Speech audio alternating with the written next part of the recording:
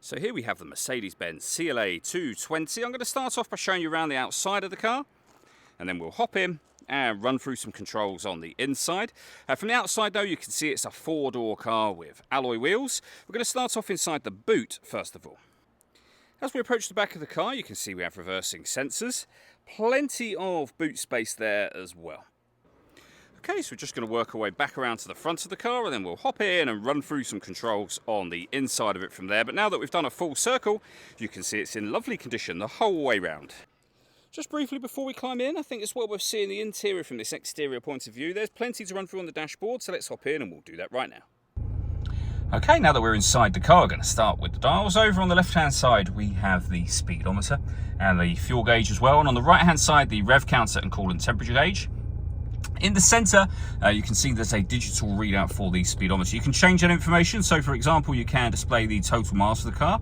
They are 86,567. We've also got various bits of trip computer and fuel economy information available there. Below that, it'll show you what gear this car is in. It's an automatic, and we're, of course, in park at the moment. If we back out to the steering wheel, on the left-hand side are the buttons I was using just a second ago to change that information. And over on the right-hand side, we have stereo and phone controls, including voice activation for the phone.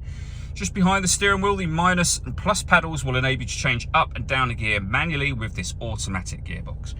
And then in the center, we have the main screen for the car. So up on here, we've got our audio menu. As you can see, plenty of ways to listen to music, including Bluetooth audio. We can pair our phone as well. This car also has the ability to have Android Auto and Apple CarPlay available, as you can see. Below that, we have the main CD player for the car. We've also got the volume for the stereo just here, and certain buttons that will operate controls up on that screen directly.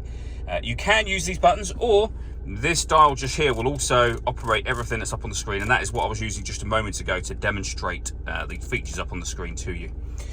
Below this section, we have heated driver's seat with 3 different heat settings, and the same for the passenger side just there. We can recirculate the air that's in the car. We can put the air conditioning onto eco.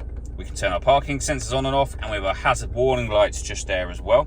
We then have dual zone climate control, so you can adjust the passenger temperature, the driver temperature. You can increase and decrease the fan speed. You can determine where you'd like the air to be distributed, and when you're happy with those settings, you can turn your air conditioning off in this case, or back on again, or hit auto. When we do that, the car will take control of the fan speed and the direction of the air, which you can see and hear it doing. You can override that whenever you wish to put it back in your own manual settings. We have a 12-volt charging socket and some storage, some additional storage just here as well. All that leaves me to say is thank you for taking the time to watch this video. If you'd like to come and see the car in person and have a test drive, please feel free to give us a call here at Surrey Specialist Cars. We'd love to hear from you soon.